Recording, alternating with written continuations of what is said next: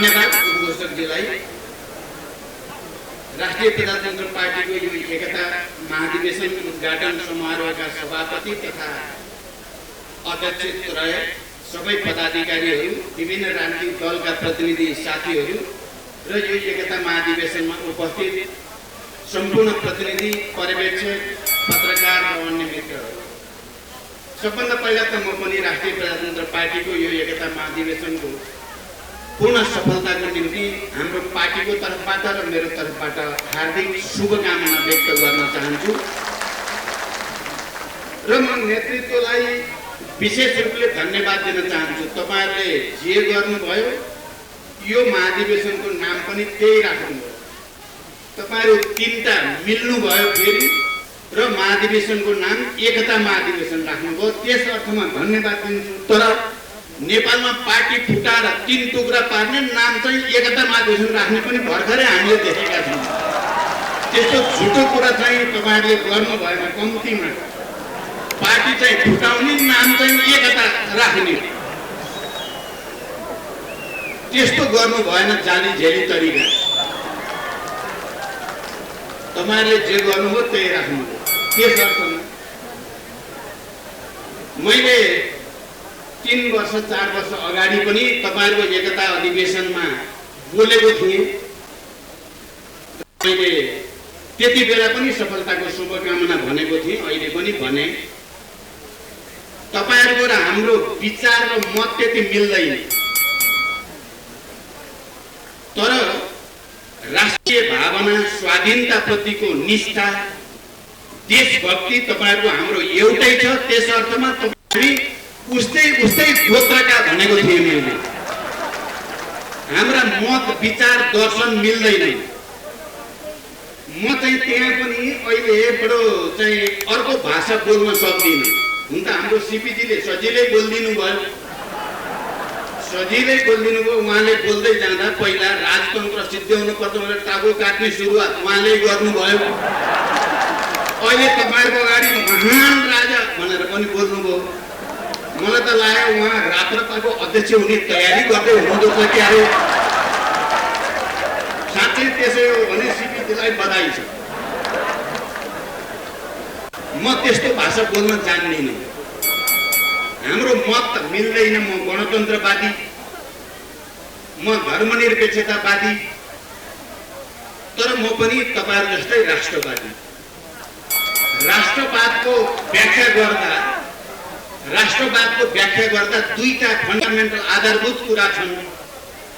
एउटा राष्ट्रवाद भन्ने बित्तिकै अलि बढी हिजोको इतिहासमा भएका सकारात्मक र गौरवपूर्ण कुराहरूलाई आधार बनाएर अहिले पनि इतिहासतिरै फर्किन खोज्ने राष्ट्रवाद, एउटा नेपालका सम्पूर्ण जनतालाई राष्ट्रवादको आधार मान्दै जनतातिर नै फर्किन खोज्ने राष्ट्रवाद।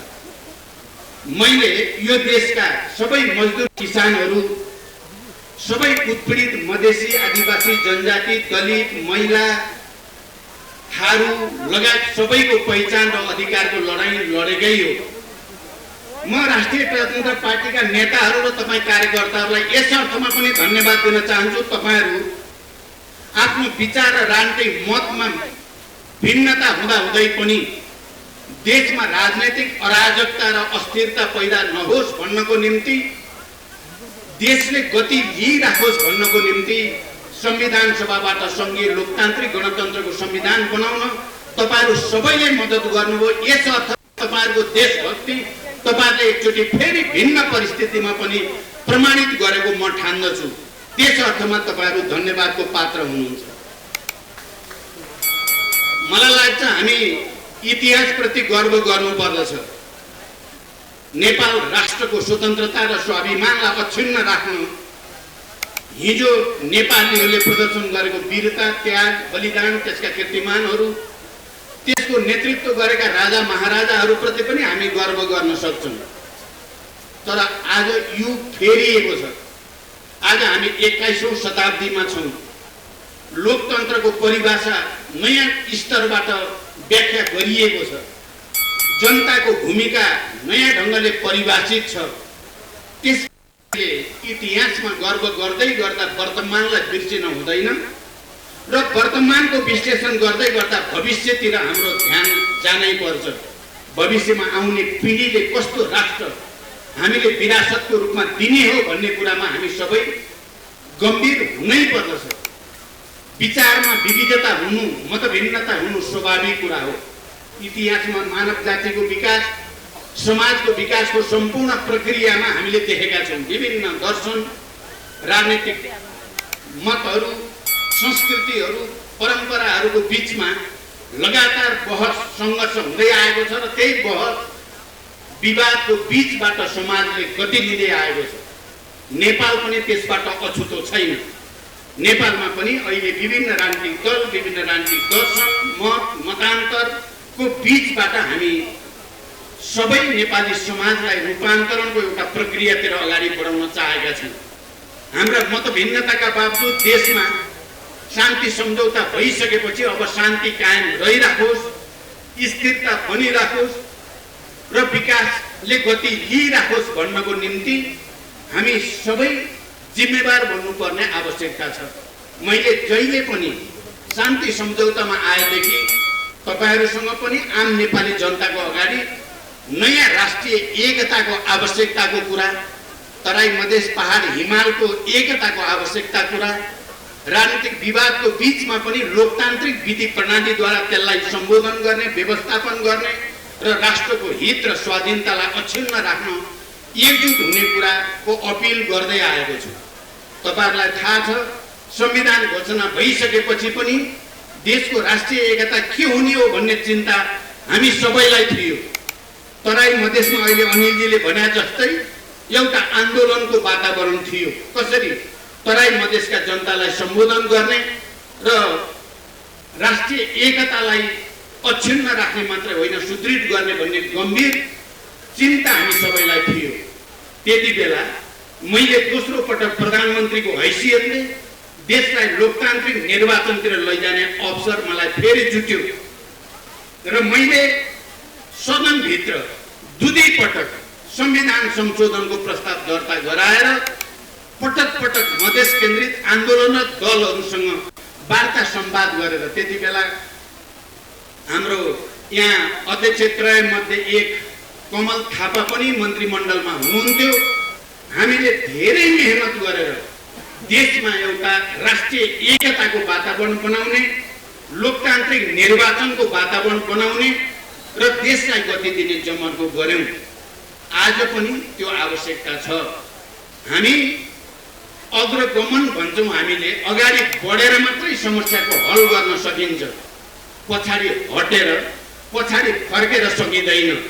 इतिहास विभिन्न घुम्तीहरू, मोडहरू, थुप्रै आरोह अवरोह हुँदै जहाँ आइपुगेको छ, हामी सबैले आफ्नो विचारलाई, आफ्नो मतलाई सुरक्षित राख्दै, आफ्नो आत्मसम्मानलाई सुरक्षित राख्दै राष्ट्रिय एकता कायम गर्न भिन्न विचार हुनेहरूसँग पनि सहमति, उनीहरूसँग पनि समझदारी बनाउने कोसिस गरेर मात्रै राष्ट्रलाई एकताबद्ध राख्न सकिन्छ, लोकतन्त्रलाई गतिशील बनाउन सकिन्छ भन्ने म ठान्दछु।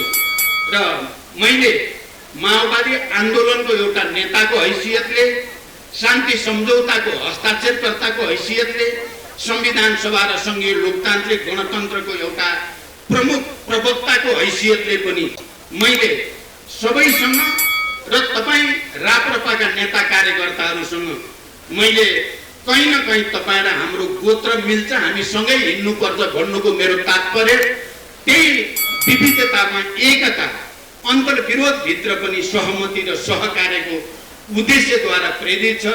पक्कै पनि हाम्रो देश अझै पनि राम्रोसँग स्थिर भइसकेको छैन। अझै पनि राजनीतिक स्थिरताको निम्ति हामीले मेहनत गर्नु छ।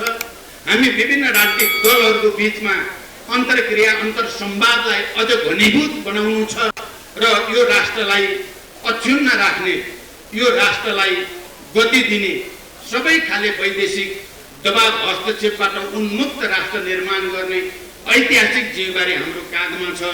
त्यसमा हामी सबैलाई मतको, आफ्नो स्वत्व, स्वाभिमानको बावजुद राष्ट्र सबभन्दा माथि छ।